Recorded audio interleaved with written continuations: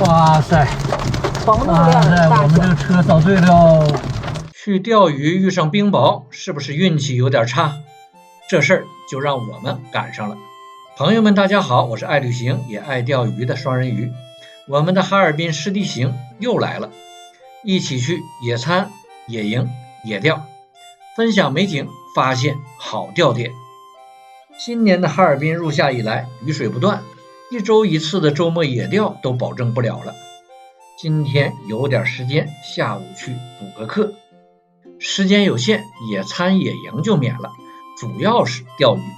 先讲故事看风景，钓点分享在最后。着急的朋友可以快进去看。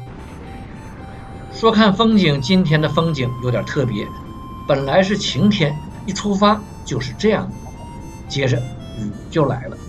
朋友们，镜头的前方啊，一片阴云呐，这边应该是正在下雨，这就是那个方向，就是我们钓点的位置。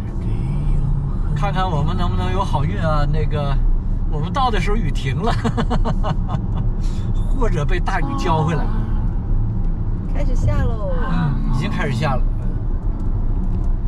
一个坏消息是雨越下越大，一个好消息，我们看天气预报啊，说是这场雨呢40分钟就停。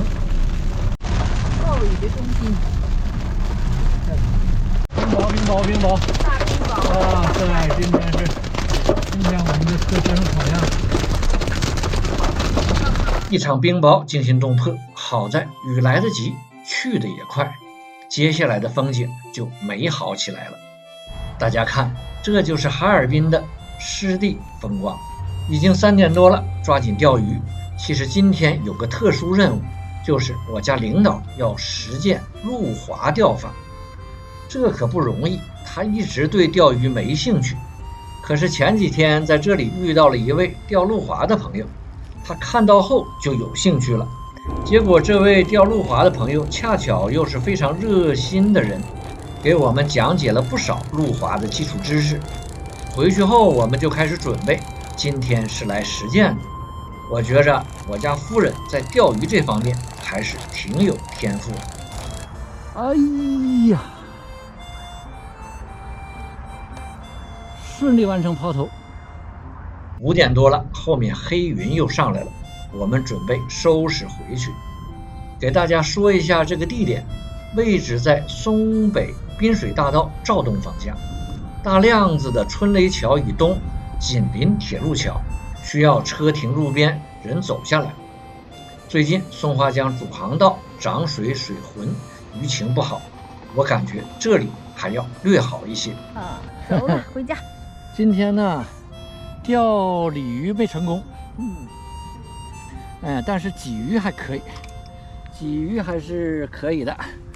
然后呢，找到了鸡竿滑漂，我们线组的一些问题，也经历了不少波折。鸡竿滑漂今天也是旗开得胜，钓到了一个小赶牙子，我们就放了啊，鱼小我们就放了。